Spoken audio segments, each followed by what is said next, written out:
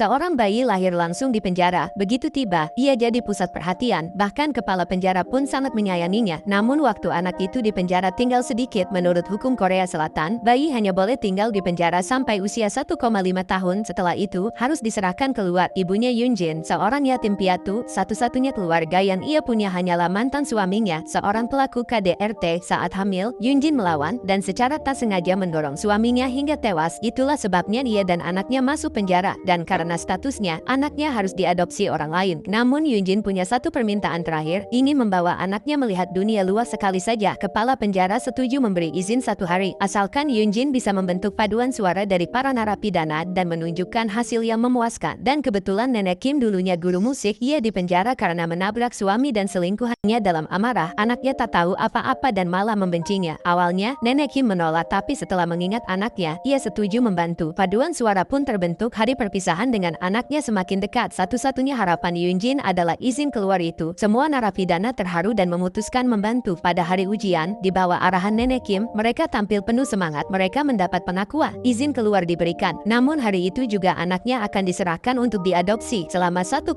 tahun, anak itu membawa kebahagiaan bagi semua orang. Kini mereka harus berpisah. Di panti asuhan, Yoonjin menyerahkan album foto perkembangan anaknya kepada pengurus. Saat hendak pergi, anaknya menangis. Yoonjin berlari kembali, memandang anaknya dalam pelukan orang lain. Jika bukan karena keadaan, tak ada ibu yang rela melepaskan anaknya. Setelah anaknya pergi, Yoonjin jatuh sakit karena rindu. Namun dengan dukungan nenek Kim, ia bangkit kembali. 4 tahun kemudian, mereka diundang tampil di Seoul. Pertunjukan ini juga menjadi momen reuni keluarga. Namun masalah muncul. Polisi datang ingin menggeledah. Seorang sosialita kehilangan cincin dan karena mereka napi, langsung dicurigai. Polisi wanita memaksa mereka menanggalkan pakaian untuk pemeriksaan. Yoonjin melawan dan dipukul. Beruntung kepala penjara datang dan membela mereka. Pertunjukan pun tetap dilanjutkan. Di atas panggung, mereka menyanyikan isi hati mereka sambil menatap keluarga yang hadir. Mereka memang menjadi narapidana, namun di balik kesalahan itu, tersimpan keputusasaan dan ketidakberdayaan. Orang-orang yang memaksa mereka ke dalam penjara, itulah para penjahat yang sebenarnya. Usai pertunjukan, anaknya berkata, "Boleh aku peluk mama? Aku sayang mama." Ibu angkatnya menyerahkan album foto perkembangannya selama ini. Yoonjin memeluk album itu, menangis haru. Sementara itu, nasib nenek Kim lebih menyedihkan. Korea Selatan kembali menerapkan hukuman tindak alam. Malam terakhir, ia makan malam bersama keluarganya yang sudah 20 tahun tak ia temui. Putrinya menggenggam tahannya, menangis diam-diam dan meminta maaf karena telah menyalahkannya. Keesokan harinya, nenek Kim kembali ke penjara dan bersiap menjalani hukumannya. Yoonjin menangis keras karena nenek Kim telah menjadi sosok ibu baginya. Mereka adalah para perempuan yang pernah tersesat, namun di balik jeruji, mereka belajar satu hal yang tak bisa diajarkan di luar: bagaimana mencintai tanpa syarat dan melepaskan dengan hati yang utuh.